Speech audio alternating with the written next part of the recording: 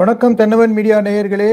இன்னைக்கு பரபரப்பா என்டிஏ கூட்டணியில யார் யாருக்கு என்னென்ன தொகுதி அப்படின்னு அலோகேட் பண்ணி முடிச்சிருக்காங்க. ஸோ சில காலமா போயிட்டு இருந்த விவாதத்துக்கெல்லாம் இன்று நமக்கு ஒரு விடை கிடைச்சிருக்கு. அதை பத்தி நம்ம சேனல் மீடியா ஜேர்னலிஸ்ட் நடராஜனோட பேசுவோம். வணக்கம் நடராஜன். வணக்கம் வணக்கம் சார். இன்னைக்கு தொகுதியெல்லாம் அலோகேட் பண்ணியிருக்காங்க. ஸோ ஆமா. பாஜகவுக்கு, அமமுகவுக்கு, பாமகவுக்கு, தமாகவுக்கு எல்லாருக்குமே தொகுதி அலோகேட் பண்ணி முடிச்சுட்டாங்க. இப்ப அதிமுக எங்க நிக்க போறது அப்படிங்கிறதும் நமக்கு ரொம்ப விரிவா விவரங்கள் கிடைச்சிருக்கு. ஸோ முதல்ல பாஜகல இருந்து ஆரம்பிப்போம். ஸோ பாஜகவுக்கு அவங்க எதிர்பார்த்த தொகுதி கிடைச்சிருக்கா? எதிர்பார்த்த எண்ணிக்கையிலான தொகுதிகள் கிடைச்சிருக்கா அப்படிங்கறதா விவாதமா போய்கிட்டு இருக்கு. போன முறையை விட 7 தொகுதிகள் அதிகமா வாங்கியிருக்காங்க. ஸோ இது ஒரு வளர்ச்சி தானே. அந்த கட்சி வளர்ந்துருக்குங்கிறாங்க. 7 தொகுதிகள் அதிகமா கிடைச்சிருக்கு அப்படிங்கும் பொழுது அது ஒரு வளர்ச்சியா தான் பார்க்கப்படுது. ஸோ இதை நம்ம இங்க கம்பேர் பண்ணணும்னு வைங்களேன். காங்கிரஸுக்கு 28 தொகுதிகள் கொடுத்திருக்காங்க, இவங்களுக்கு 27 தொகுதிகள் கொடுத்திருக்காங்க. ரெண்டுமே தேசிய கட்சிகள். அதை கம்பேர் பண்ணும்பொழுது, காங்கிரஸை கம்பேர் பண்ணும்போது தமிழ்நாட்டுல பாஜக செல்வாக்கோட இருக்கு அப்படிங்கிறது யாருக்குமே மறுக்க முடியாத ஒரு உண்மை. ஸோ அவங்களுக்கு இன்னுமே ஒரு சில தொகுதிகள் ஒதுக்கி இருக்கலாம் அப்படிங்கிறது எல்லாருடைய கருத்தாவும் இருக்கு. சோசியல் மீடியால எழுதுறவங்களும் அப்படித்தான் எழுதிக்கிட்டு இருக்காங்க. ஸோ இதுக்கு நம்ம எப்படி பார்க்கணும் அப்படின்னா, இன்னைக்கு திமுக கூட்டணியில் இருக்கக்கூடிய கட்சிகள் என்ன சொல்றாங்க அப்படின்னா, திமுகவுக்கு பெரும்பான்மை கிடைக்கணும், அதனாலதான் நாங்க எங்களுடைய சீட்டுகளை குறைச்சிட்டு இருக்கோம். ஸோ எம்பி தேர்தல் வரும்பொழுதோ உள்ளாட்சி தேர்தல் வரும்பொழுதோ எங்களுக்கு அவங்க அதை சரி கட்டிடுவாங்க அப்படிங்கிற மாதிரி ஒரு சொல்றாங்க. அதை மனதில் வச்சுக்கிட்டு தான் பாஜகவும் அப்படி பண்ணியிருக்காங்க. ஏன்னா பாஜகவுக்கு உண்மையிலேயே அதிக தொகுதிகள் கொடுக்கணும் அப்படிங்கிறதா எல்லாருடைய கருத்தாவும் இருக்கு. ஆனாலுமே அவங்க 27 தொகுதிகளை போட்டியிடுறாங்க அப்படின்னா அதுக்கு காரணம் என்னன்னா, அதிமுகவுக்கு பெரும்பான்மை கிடைக்கணும் அப்படிங்கிறது தான். இன்னைக்கு கூட திருமாவளவன் சொல்லியிருக்காரு, நாங்க அதிக தொகுதிகள் வாங்கணும் அப்படிங்கிற வேட்கையில தான் இருந்தோம். ஆனாலுமே எம்எல்ஏக்களை குதிரை பேரம் பேசுவது பாஜகவினுடைய வழக்கமா இருக்கு.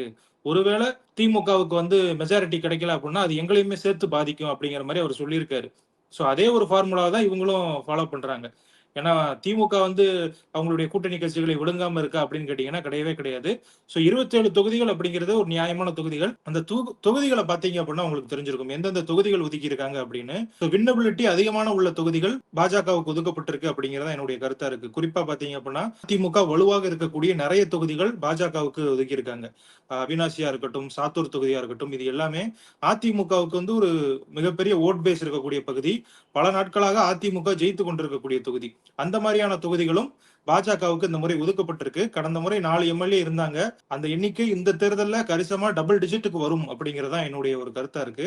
இதுல முக்கியமான விஷயம் என்னன்னா, கடந்த முறை 4 எம்எல்ஏக்கள் இருந்தாங்க. அதுல 2 எம்எல்ஏக்கள் ஜெயிச்ச தொகுதிகள் இந்த தடவை மாறி இருக்கு. இன்னும் யார் யார் போட்டியிடுவாங்க அப்படின்னு சொல்லல. போன முறை பாத்தீங்க அப்படின்னா மொடக்குறிச்சி, நாகர்கோவில், திருநெல்வேலி, கோவை தெற்கு இந்த 4 தொகுதிகள் ஒதுக்கப்பட்டிருந்துச்சு. இதுல வெற்றி பெற்ற 2 தொகுதிகள் இந்த தடவை இல்ல. திருநெல்வேலி தொகுதி கொடுக்கப்படல. அதே மாதிரி பாத்தீங்க அப்படின்னா கோவை தெற்குக்கு பதிலாக வேற ஒரு தொகுதி கொடுத்திருக்காங்க, கோவை மேற்கு கொடுத்திருக்காங்கன்னு நினைக்கிறேன். சோ அதனால ஏற்கனவே பாஜக எம்எல்ஏக்கள் இருக்கக்கூடிய 2 தொகுதிகள் இந்த தடவை ஒதுக்கப்படல. ஆமா, இந்த செய்தி எல்லாம் முன்னாடியே வந்துச்சு. பர்டிகுலர்லி வானதி சீனிவாசன் தொகுதி மாற போறாங்க அப்படின்னு வந்த செய்தி தான். ஸோ அது ப்ராபப்ளி அவங்க கோவை தெற்குல இருந்து கோவை மேற்குக்கு போவாங்களா இருக்கும். ஸோ இப்ப நம்ம சென்னையை எடுத்துக்கிட்டோம்னா, சென்னை தான் ரொம்ப பரபரப்பா பேசப்படுது. பாஜகவுக்கு நிறைய ஆதரவு இருக்கு, தி நகர்ல ஆதரவு இருக்கு, மயிலாப்பூர்ல ஆதரவு இருக்கு. அந்த மாதிரி எல்லாம் நிறைய விஷயம் சென்னையில வந்தது. நீங்க தி நகர் பாத்தீங்கன்னா, தி நகர் போன தடவை அதிமுக சத்யா அவர் 200க்கும் கொஞ்சம் சற்று அதிகமான ஒரு ஓட்டு வித்தியாசத்தில் தான் தோத்தாரு. அதனால தி நகர் அதிமுக தக்க வைக்கிறதுல ஒரு ஒரு நியாயம் இருக்கு. லாஜிஸ்டிக் ஒரு லாஜிக்கலா இருக்கு. ஏன்னா அவங்களுக்கு ரொம்ப வின் பண்ணதுக்கான வாய்ப்பு. ஆனா அது பரவாயில்ல அப்படிதான் நான் நினைக்கிறேன். ஸோ பாஜகவுக்கு அங்க ஜெயிச்சிருக்கலாம். பாஜகவுக்கு அங்க ஒரு பேஸ் இருக்கு டி நகர்ல. ஏன்னா உமா ஆனந்தன் அங்க கவுன்சிலரா வின் பண்ண இடம் அது. அதனால ஒரு ஆதரவு இருக்குங்கிறது தெரியும். அதனால இந்த அதிமுக நிச்சயமா அங்க ஜெயிக்கும்னு நினைக்கிறேன். ஆனா அதே சமயத்துல மயிலாப்பூர் கொடுத்திருக்காங்க எதிர்பார்த்த மாதிரி. மயிலாப்பூர்ல பாஜகவுக்கு அவங்க சமூக ஒரு ஒரு ஓட்டு இருக்கும் அப்படிங்கிற ஒரு நம்பிக்கையில கொடுத்திருக்காங்க. ஆனா மயிலாப்பூர்ல திமுகவும் ரொம்ப ஸ்ட்ராங் அப்படிங்கறத நம்ம மறக்க கூடாது. சோ மயிலாப்பூர்ல ஒருவேளை அவங்க எஸ்.வி. சேகரை நிக்க வச்சாலும் வைக்கலாம் அப்படின்னு ஒரு பேச்சு நம்ம முன்னாடி எல்லாருக்குமே தெரியும். மயிலாப்பூர்ல இன்னொன்னு என்ன சொல்றாங்கன்னா, மைத்ரேயன் நிக்கலாம் அப்படிங்கிற மாதிரியும் சொல்லப்படுது. சோ இவங்க எல்லாம் அதிமுக இருந்து போனவங்க தான். எஸ்.வி. சேகரும் அதிமுக இருந்தாரு, பாஜக இருந்தாரு. சோ அங்க அவங்க நிக்கிறதுக்கான வாய்ப்புகள் இருக்கு. ஆனா சிட்டிங் எம்எல்ஏவா இருக்கக்கூடியவர் மயிலை வேலு, அவருக்கான வாய்ப்புகளும் இருக்கு. எல்லாருமே வேலை பார்த்துக்கிட்டு இருக்காங்க. சோ நம்ம நீங்க பாஜகவை பத்தி பேசிட்டீங்க. 169 தொகுதிகளில் இரட்டை இலை நேரடியாக போட்டியிட போகுது. அதாவது அதிமுக நேரடியாக போட்டியிட போகுது. இதுல இன்னும் ஒரு சில கட்சிகள் இருக்காங்க. இப்ப 18 தொகுதிகள் வந்து பாமகக்கு கொடுக்கப்பட்டிருக்கு. இதுல வந்து ஒரு முக்கியமான விஷயம் நம்ம கவனிக்க வேண்டியது என்னன்னா, எப்பவுமே பாமகவுக்கு நமக்கு தெரியும், அவங்களுக்கு வட மாவட்டங்கள்ல நல்ல செல்வாக்கு இருக்கு. அங்க எத்தன தொகுதிகள் நின்னாலுமே அது வந்து ஒரு ரீசனபிள் தான். அட்லீஸ்ட் அவங்க தோக்குறாங்கன்னா கூட ஓரளவு கணிசமான வாக்குகள் வாங்குவாங்க. இப்ப எல்லா தேர்தல்கள்லயும் இதுக்கு முன்னாடி ஏதாவது ஒரு தொகுதி நாங்க தென் மாவட்டத்திலயும் போட்டியிடணும் அப்படின்னு சொல்லிட்டு, அதுக்கும் பாமகவுக்கும் சம்பந்தமே இருக்காது. அப்படிப்பட்ட தொகுதிகள வாங்குவாங்க. அதுல பாமகவ நிக்கக்கூடிய வேட்பாளர்கள் படுதோல்வி அடைவாங்க. இது வந்து எல்லா தேர்தல்லயும் நடந்துகிட்டு இருந்துச்சு. அந்த ஒரு தவற இந்த தடவ வந்து செய்யல என்டிஏ கூட்டணி. அவங்களுக்கு வந்து தென் மாவட்டங்கள்ல ஒரு தொகுதி கூட குடுக்கல. போன எலக்ஷன்ல கூட பார்த்தீங்க அப்படின்னா, திண்டுக்கல் மாவட்டம் ஆத்தூர் தொகுதியெல்லாம் ஒதுக்கியிருந்தாங்க. அங்க வந்து பெரியசாமி அதிகமான ஓட்டு வித்தியாசத்துல ஜெயிச்சாரு. அந்த மாதிரியான எந்த ஒரு தவறுமே பண்ணாம, நீங்க இந்த இடத்துல பலமா இருக்கீங்களா? உங்களுக்கு இங்க சீட்டு குடுக்குறோம் அப்படிங்கிற மாதிரி அவங்க ரீசனபிளா குடுத்திருக்காங்க அப்படின்னு தான் சொல்லணும். இதே மாரி நம்ம பாஜக கிட்ட பேசும்பொழுது, பாஜகவுக்கு 5 தனி தொகுதிகள் குடுக்கப்பட்டிருக்கு. இது வந்து ஒரு முக்கியமான ஒரு நம்பரா பார்க்கப்படுது. ஏன் அப்படின்னா, பாஜக அப்படின்ன உடனே என்னன்னா, இவங்க வந்து சிறுபான்மையினர்களுக்கு எதிரான ஒரு கட்சி, தலித் மக்களுக்கு எதிரான ஒரு கட்சி அப்படிங்கிற மாரி பேசிக்கிட்டு இருந்தாங்க. ஆனா அதற்கு வந்து இல்லை, நாங்க வந்து அ ஒடுக்கப்பட்டவர்களுக்கும் நிற்போம். பட்டியலின மக்களுக்காகவும் நாங்கள் போராடுவோம் அப்படிங்கிறத வெளிக்காட்டும் விதமாக தான் அந்த 5 தொகுதிகள் வாங்கியிருக்காங்க அப்படின்னு நான் நினைக்கிறேன். ஏன் அப்படின்னா, 27ல 5 தொகுதிகள் அப்படிங்கும்பொழுது அந்த பெர்சன்டேஜ் பார்த்தீங்க அப்படின்னா 20% வருது அப்படிங்கிறது பெரிய விஷயமா இருக்கு. பாமகக்கு அலோகேட் பண்ண தொகுதியில ஒரு சுவாரஸ்யமான விஷயம் கவனிச்சேன். அது சொல்றேன். விஜய் வந்து பெரம்பூர்ல நிக்கலான்னு எல்லாரும் பேசிக்கிறாங்க. அதுக்கான இதுவும் நம்ம பார்க்குறோம். ஏன்னா விஜய் வந்து பெரம்பூர்ல வீடு வாங்க போறாரு.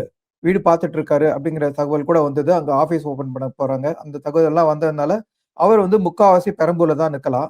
இந்த பெரம்பூர் தொகுதி என்டிஏல யார் நிக்க போறாங்கன்னு பார்த்தோம்னா பாமக. ம். பாமகவுக்கு பெரம்பூர்ல அலோகேட் பண்ணியிருக்காங்க. அது ஒரு விஷயம்.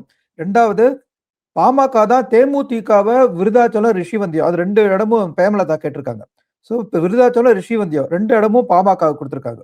பாமகவும், தேமுதிகவும் அவங்க தேமுதிகவோட முக்கியமான இடங்கள்ல போட்டியிட போகுது. தாவேகாவோட விஜய் நின்னான்னா பெரம்பூர் வந்து ஸ்டார் தொகுதி ஆயிடும். அங்க வந்து பாமக வந்து அவங்கள ஃபைட் பண்ண போகுது. அங்க 2 இடத்துக்கும் பாமகக்கு அது ஒரு வாய்ப்பு. அத வந்து அவங்க ஆமா. ஃபைட் பண்ணி போன முறை ஜெயிக்கணும். 5 தொகுதிகள்ல ஜெயிச்சது பாமக. அதுல ஆமா. வந்து 2 பேர் பார்த்தீங்க அப்படின்னா, சிட்டிங் எம்எல்ஏக்கள் இப்ப இல்ல. அவங்க வந்து அ இந்த பாமக கூட இல்ல. இன்னொரு பாமக கூட இருக்காங்க. அவங்களோட முடிவு என்னவா இருக்கும் அப்படிங்கிறது தெரியல. இந்த 18ல எத்தன தொகுதிகள் ஜெயிக்க போறாங்க? ஏன்னா எல்லாமே வலுவான தொகுதிகள் தான் பாமகவுக்கு. ஆமா. வலுவான தொகுதிகள் என்னன்னா, அவங்க வந்து ரொம்ப மோசமா தோத்துருவாங்க அப்படிங்கிற மாரி எல்லாம் கிடையாது. அவங்களுடைய பலம் எங்க இருக்கோ அங்க தான் சீட்டுகள் ஒதுக்கப்பட்டிருக்கு. அதனால கண்டிப்பா போன முறை 5 தொகுதிகள் ஜெயிச்சாங்கன்னா, அதை விட அதிகமான தொகுதிகள் ஜெயிக்கிறதுக்கான வாய்ப்புகள் இருக்கு. இதுல இன்னொரு முக்கியமான விஷயம் என்னன்னா, தமிழ் மாநில காங்கிரஸ். போன முறை 6 தொகுதியில நின்னு 6லயுமே தோத்தாங்க. அதுவும் இரட்டை இலை சின்னத்துல நின்னு தோத்து போனாங்க. அவங்களுக்கு ஒதுக்கப்பட்ட தொகுதிகள் தான் இங்க பேசுபொருளாகி இருக்கு. 5 தொகுதிகள் ஒதுக்கிட்டாங்க. அந்த நம்பர்ஸ விடுங்களேன். ஆனா அந்த ம். 5 தொகுதிகளும் பார்த்தீங்க அப்புட்ன்னா, ரொம்பவே கஷ்டமான தொகுதிகள். அதாவது அமைச்சர் முத்துச்சாமி அவர்களுடைய தொகுதி ஈரோடு மேற்கு. அத ஒதுக்கியிருக்காங்க. அதே மாதிரி பார்த்தீங்க அப்புட்ன்னா, கிள்ளியூர் தொகுதி ஒதுக்கியிருக்காங்க. அங்க வந்து இதுவரைக்கும் அதிமுக ஜெயிச்சு பல வருடங்கள் ஆகுது. பல தசாப்தங்கள் ஆகுது அப்படிங்கிற மாரி சொல்லப்படுது. ஒட்டஞ்சத்திரம் ஒதுக்கியிருக்காங்க. அமைச்சர் சக்கரபாணியோட தொகுதி. ராணிப்பேட்டை ஒதுக்கியிருக்காங்க. அமைச்சர் காந்தியோட தொகுதி. கைத்தறித்துறை அமைச்சரோட தொகுதி. அதே ம். மாரி கும்பகோணம் தொகுதி ஒதுக்கியிருக்காங்க. இப்ப சாக்கோட்டை அன்பழகன் வந்து எம்எல்ஏவா இருக்காரு. அதுவுமே திமுகவுக்கு ரொம்பவே பலமான ஒரு தொகுதி. இத வந்து சோசியல் மீடியால என்ன மாதிரியான விவாதங்கள் எழுது அப்படின்னா, இது வந்து தோற்கக்கூடிய தொகுதிகள் அப்படின்னு உறுதியா தெரிஞ்சதுனால தான் தமிழ் மாநில காங்கிரஸ்க்கு குடுத்திருக்காங்க அப்படின்னு சொல்லப்படுது. அப்படியெல்லாம் இருக்க வாய்ப்பில்ல அப்படின்னு தான் நினைக்கிறேன். எப்படின்னா, ஈரோடு மேற்குல யுவராஜ் நிக்கிறதுக்கான வாய்ப்பு இருக்கு. அவர் ஆமா. வந்து போன 2021 எலக்ஷன்லயும் பார்த்தீங்க அப்படின்னா, அ ஒரு சில ரொம்ப கம்மியான வாக்குகள் வித்தியாசத்துல தான் தோல்விய தழுவுனாரு. அவர் ஈரோடு கிழக்குல நின்னாரு அப்போ. அதே மாதிரி கும்பகோணம் வந்து ஜி.கே. வாசனுடைய சொந்த ஊர். அதே ஆமா. மாரி கிள்ளியூர்லயும் பார்த்தீங்க அப்படின்னா, தமிழ் மாநில காங்கிரஸ் முன்னாள் எம்எல்ஏ ஒருத்தர் இருக்காரு. அவருடைய மகனுக்கு இந்த சீட் ஒதுக்கணும் அப்படிங்கிற காரணத்துக்காக ஒதுக்கியிருக்காங்க. எல்லாமே பார்த்தீங்க அப்படின்னா, ஒரு தொகுதி இந்த பிளஸ் இருந்துச்சுன்னா, இன்னொரு தொகுதி மைனஸா இருக்கும். அப்படிங்கிற மாரி தான் ஒதுக்கியிருக்காங்களே தவிர, இது வந்து தமிழ் மாநில காங்கிரசுக்கு செஞ்ச துரோகம் அப்படிங்கிற மாதிரிலாம் திமுக காரங்க தான் அத பண்ணிக்கிட்டு இருக்காங்க. திமுக காரங்க என்னன்னா, இந்த கூட்டணிக்குள்ள நம்ம ஏதாவது குழப்பத்தை ஏற்படுத்தணும் அப்படிங்கிற காரணத்துக்காக, ஏதேதோ அவங்களுக்கு வாய்க்கு வந்ததெல்லாம் போட்டுக்கிட்டு இருக்காங்க. தமிழக மக்கள் முன்னேற்ற கழகம். ஜான் பாண்டியன் அவர்கள். அவருக்கு வந்து 1 சீட்டு குடுத்திருக்காங்க. ராஜபாளையம் தொகுதி. பொது தொகுதியில அவர் போட்டியிட போறதா தெரிவிச்சிருக்காரு. அவர் எந்த சின்னத்துல போட்டியிடுவார் அப்படின்னு இன்னுமே சொல்லல.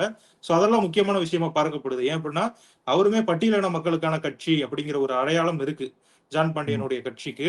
அதை உடைத்துட்டு ராஜபாளையம் போன்ற ஒரு பொது தொகுதிய குடுத்திருக்காங்க அப்படிங்கும் பொழுது, அதுவுமே ஒரு பாசிட்டிவான விஷயமா தான் பார்க்கப்படுது. ஆமா. ஸோ நம்ப அந்த தென் மாவட்டங்கள்ல வந்தான்னா, வாசுதேவநல்லூரா, தென்காசியா? இது 2த்துல பாஜகவுக்கு எங்க குடுப்பாங்க அப்படின்னு யோசிச்சுட்டு இருந்தோம். வாசுதேவநல்லூர் தான் ம். குடுத்துருக்காங்க. ஸோ ஆமா. தென்காசி அந்த வாசுதேவநல்லூர் ஏரியால பாஜகவுக்கு ஒரு ஸ்ட்ராங் ஆதரவு இருக்கு அப்படிங்கிறது எல்லா கருத்து கணிப்புலயும் வந்ததுனால அத குடுத்துருக்காங்கன்னு நெனைக்கிறேன். அதே ஆமா. மாரி நீங்க வந்து சாத்தூர் பத்தி சொன்னீங்க.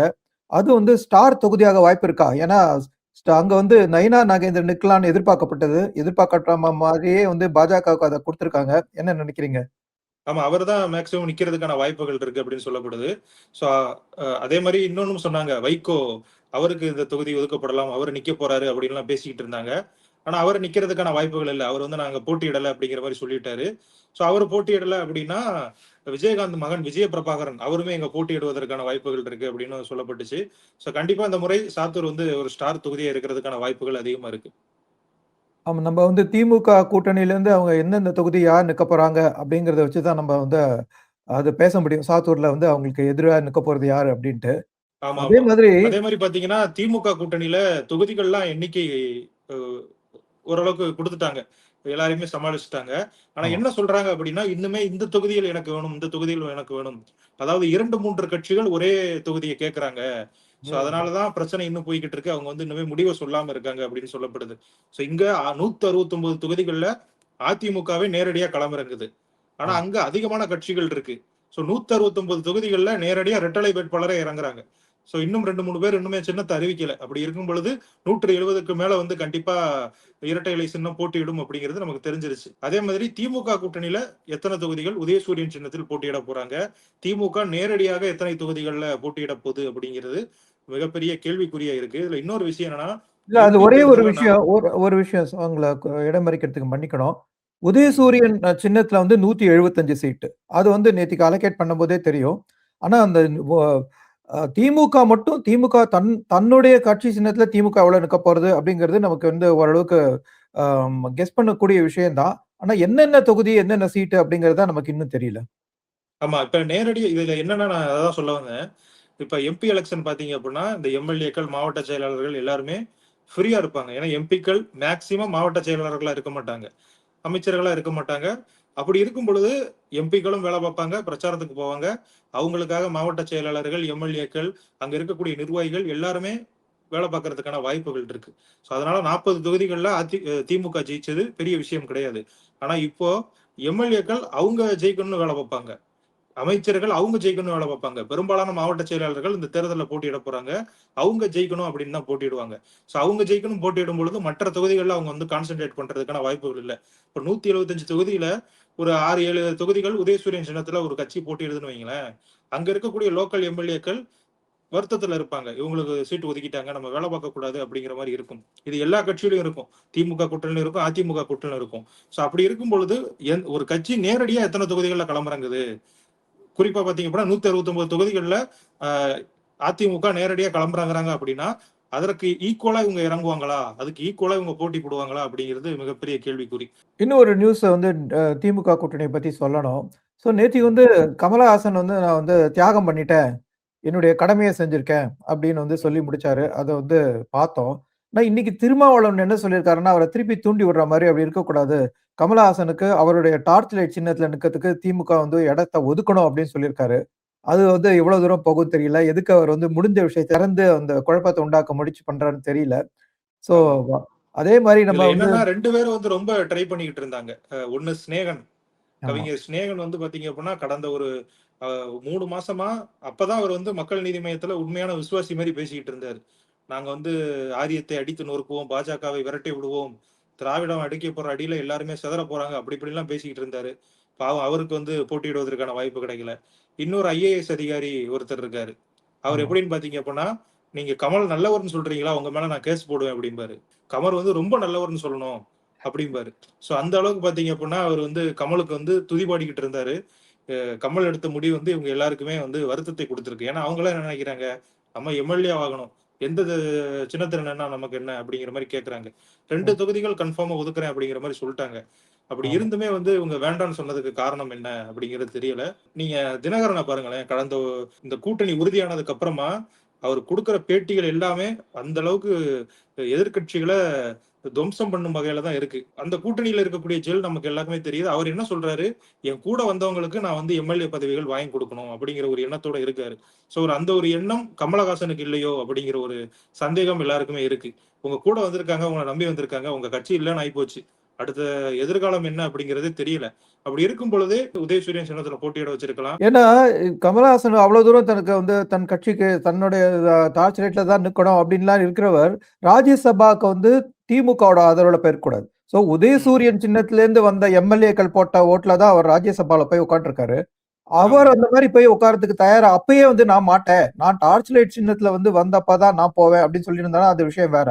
இப்ப அதே மாரி உதயசூரியன் சின்னத்துல 2 அ த மக்கள் நீதி மய்யம் வேட்பாளர்கள் நின்னு ஜெயிச்சான்னா, அவருக்கு வந்து என்ன அதுல கஷ்டம் தெரியல. தனக்கு மட்டும் உதயசூரியன் சின்னத்துல அங்க போலாம். இங்க வந்து உதயசூரியன் சின்னத்துல நிக்கக்கூடாதா? அப்படிங்கிற ஒரு கேள்வி எழுது. அங்க மக்கள் நீதி மய்யத்துல 2 பேர வந்து உதயசூரியன் சின்னத்திலயாவது நிக்க வச்சு பண்ணியிருக்கணும் அப்படிங்கிறது தான் என்னுடைய கருத்தாவும் இருக்கு. தேமுதிகவுக்கு 10 தொகுதிகள் ஒதுக்கப்பட்டது மிகப்பெரிய பிளண்டர் அப்படின்னு தான் எல்லாருமே சொல்றாங்க. அதுவுமே நமக்கு தெரிய வரும். ஏன் அப்படின்னா 10 தொகுதிகள் வரைக்கும் அவங்க கெப்பாசிட்டி இருக்கா அப்படிங்கிறது கேள்விக்குறிதான். அது எல்லாமே இன்னும் ஒரு 3 வாரங்கள்ல நமக்கு தெரிஞ்சிரும். 4 வாரங்கள்ல முழுசா தெரிஞ்சிரும். எலக்ஷன் ரிசல்ட் வந்து. தேமுதிக வந்து நீங்க ரொம்ப சந்தேகமா சொன்னீங்க. அவங்க அந்த 10 இடத்துல வந்து ஜெயிப்பாங்களா, மாட்டாங்களா அப்படின்ட்டு. நான் என்ன நினைக்கிறேன்னா, அங்க தான் வந்து திமுக தன்னுடைய வித்தியாசத்த காமிக்கிறதுக்கு வாய்ப்பு இருக்கு. திமுக அவங்க வந்து உழைச்சு தேமுதிகவ வெற்றி படத்துக்கு முக்காவாசி முயற்சி பண்ணுவாங்க. ஏன்னா, நம்ம ஈரோடு கிழக்குல என்ன நடந்துச்சுன்னு தெரியும். காங்கிரஸுக்கு கொஞ்சம் கூட செல்வாக்கு இல்லாத அந்த இடத்துல, திமுக அவங்க தானே நிக்கிற மாரி உழைச்சு போட்டவங்க. திமுக அந்த ஒரு பெரிய வித்தியாசம் திமுகட்ட இருக்கு. அத நம்ம வந்து ஒத்துக்கணும். தேமுதிகவ அவ்வளவு சுருக்கமா வந்து தேமுதிக தான் நிக்கிறதுன்னு நினைக்கக்கூடாது. அங்க நிக்கிறது திமுக பலத்துல தேமுக நிக்கிறது அப்படின்னு பார்த்து தான் என்டிஏல யார் நிக்க போறாங்களோ அவங்க வந்து போட்டியிடணும்னு நான் நினைக்கிறேன். அதான் அது ஈரோடு கிழக்க பத்தி நீங்க சொன்னீங்க. அது ஒரு இடைத்தேர்தல். அப்ப எத்தனை அமைச்சர்கள் அங்க இருந்தாங்க அப்படிங்கிறதெல்லாம் நமக்கு தெரியும். இப்ப அமைச்சர்கள் அவங்க தொகுதியில ஜெயிக்கிறதுக்காக பாடுபட்டுக்கிட்டு இருப்பாங்க. அந்த அளவுக்கு உழைப்பாங்களா அப்படிங்கிறது நமக்கு தெரியல. ஏன்னா இப்ப விசிக என்ன சொல்றாங்க அப்படின்னா, நீங்க சோசியல் மீடியால பார்த்தாலே உங்களுக்கு தெரியும். நாங்க வந்து இந்த தொகுதியை விட்டு வெளிய போய் வேலை பார்க்க மாட்டோம். 8 தொகுதிகள் தான் எங்களோட டார்கெட் அப்படிங்கிற மாரி நெறைய விசிக நிர்வாகிகள் பேசிக்கிட்டு இருக்காங்க. இன்னைக்கு கூட காங்கிரஸ் கட்சியை சேர்ந்த நெறைய பேரு வேற வேற கட்சிகள்ல போய் இணைந்துகிட்டு இருக்காங்க. அதிமுகல இணையறாங்க. தமிழக வெற்றி கழகத்துல இணையறாங்க. எல்லாருமே இதுதான் அவங்களுடைய அதிருப்தியை வெளிப்படுத்தக்கூடிய காலமா இருக்கு. கூட்டணி கட்சிகளை திமுக நடத்திய விதம் இப்போ வந்து அவங்களுக்கு ரிஃப்ளெக்ட் ஆகும். இனிமேலும் அவங்க வந்து இந்த சீட் ஒதுக்கல்லையும் ரொம்ப பாகுபாடு பார்த்துட்டாங்க. தேமுதிகவுக்கு கொடுத்த முக்கியத்துவம் அப்படிங்கிறது ரொம்பவே அதீதமானது அப்படிங்கிறது தான் எல்லாருடைய கருத்தாவும் இருக்கு. நம்ம சோசியல் மீடியால அதான் பார்க்க முடியுது. திமுக எடுத்த முடிவு சரியா தவறா அப்படிங்கிறது அவங்க காலம் தான் பதில் சொல்லும். ஓகே. இன்னொரு சின்ன டிட்பிட்டும் ஆட் பண்ணிக்க விரும்புறேன். இன்னைக்கு வந்து ரொம்ப நல்ல நாள். என்டிஏ கூட்டணி ரொம்ப நல்ல நாள், நல்ல முகூர்த்தத்துல பண்ணிடுச்சு. நாளைக்கு அஷ்டமி, அதுக்கு அடுத்த நாள் நவமி. அதனால நிச்சயமா இந்த 2 நாள் பகுத்தறிவு உச்சத்துல இருக்கிற திமுக கூட்டணி ரிலீஸ் பண்ணாது. அதுக்கு அப்புறம் தான் வந்து அவங்கள தொகுதி அனௌன்ஸ்மென்ட்ட பண்ணும். இதுல முக்கியமா நான் எதிர்பார்த்து காத்துட்டு இருக்கிறது காங்கிரஸ் எங்க நிக்க போறது? பாஜகவ காங்கிரஸ் வந்து நேரடியா எத்தனை இடத்துல சந்திக்க போறது? அப்படிங்கிற ஒரு முக்கியமான எதிர்பார்ப்புல இருக்கேன். நேயர்களே உங்களுடைய கமெண்ட்ட நீங்க வந்து உங்களுடைய கருத்த நீங்க கமெண்ட்ல எழுதுங்க. நன்றி.